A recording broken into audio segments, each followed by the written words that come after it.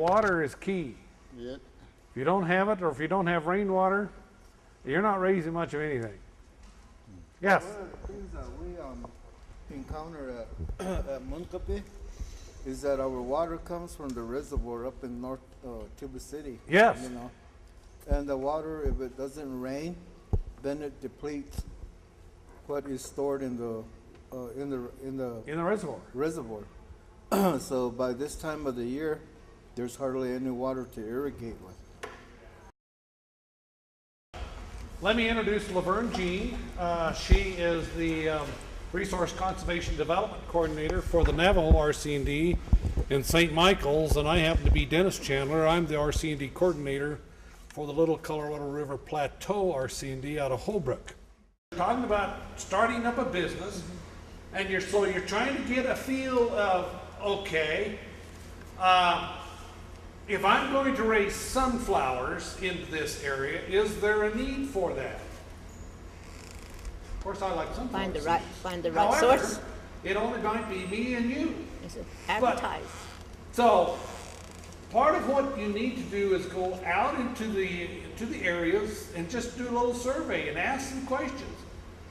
What is it that you would like? What is it you would pay some money for some farm products? That does a couple of things. It'll tell you what people want, and it'll also tell you, do I want to raise it? Yes.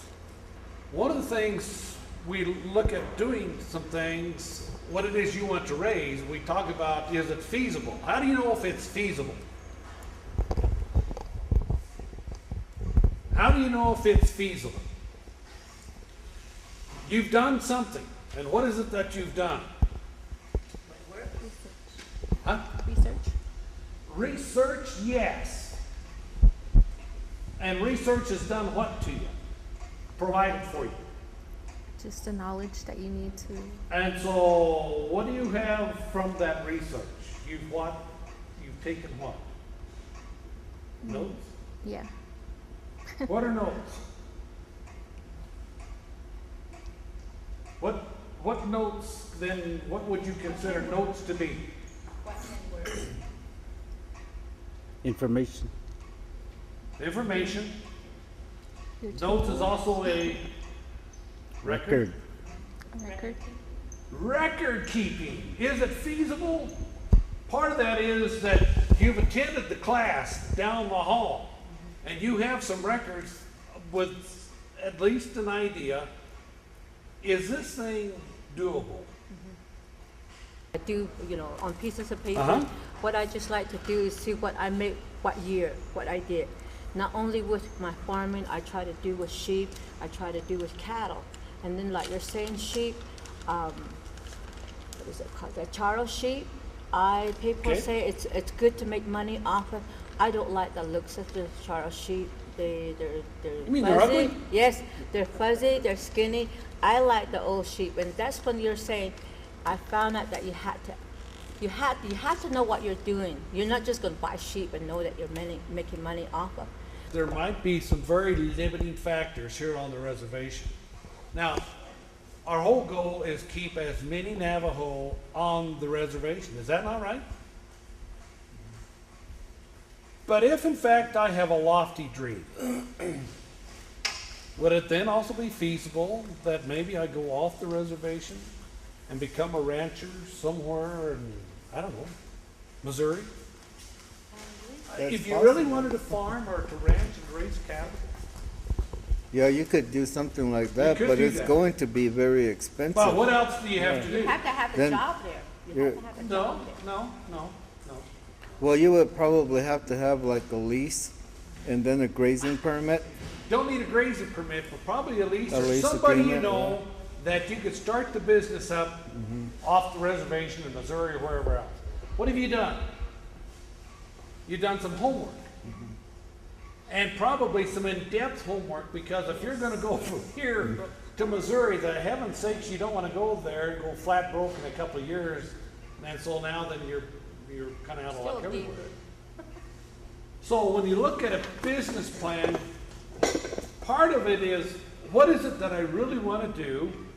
can I do it here on the reservation? And my answer to that, there's a lot of things you can do on the reservation. We ourselves are probably the biggest limiting factor.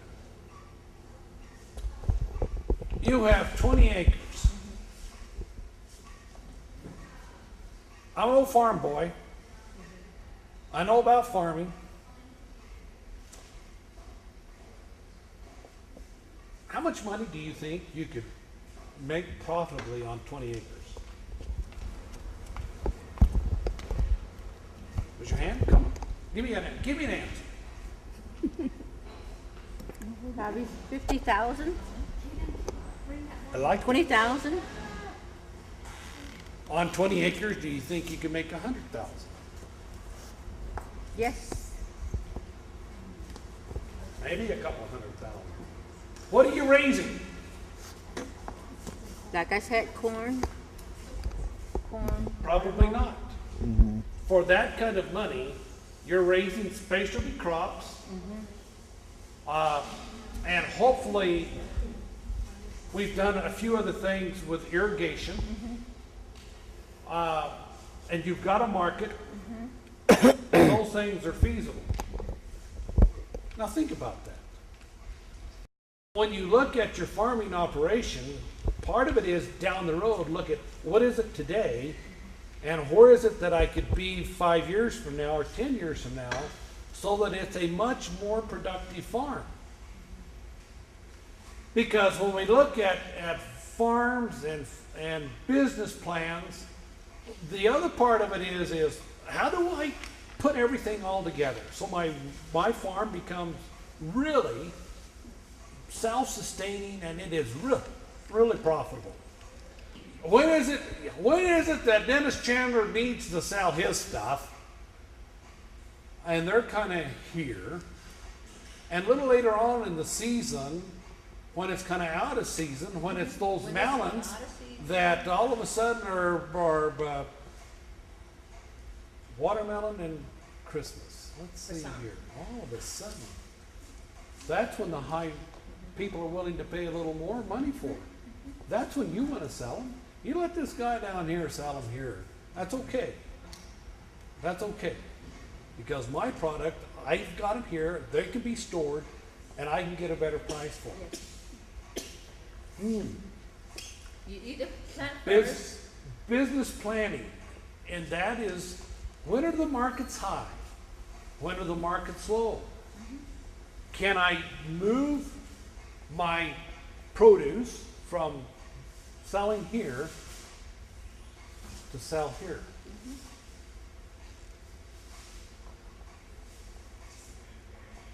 And part of that is that business plan that you're putting together to really say, boy, what is it that I like to raise?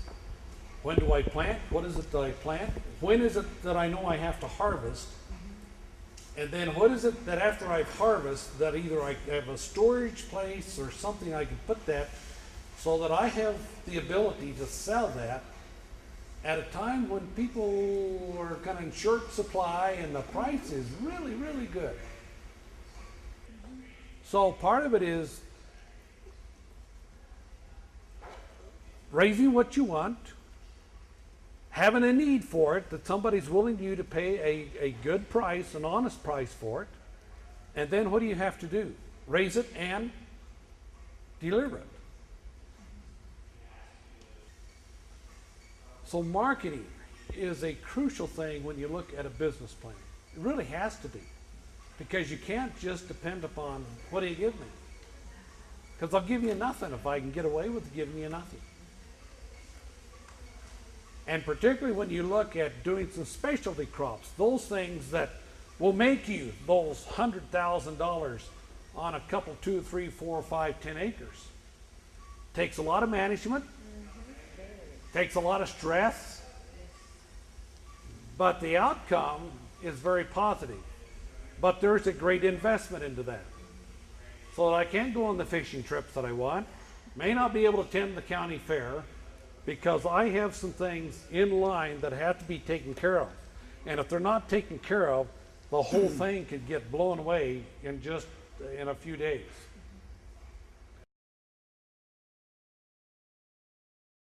What happens to your community if your businesses are thriving? Now think about that. What happens to the Navajo Nation when communities are thriving? They're not waiting for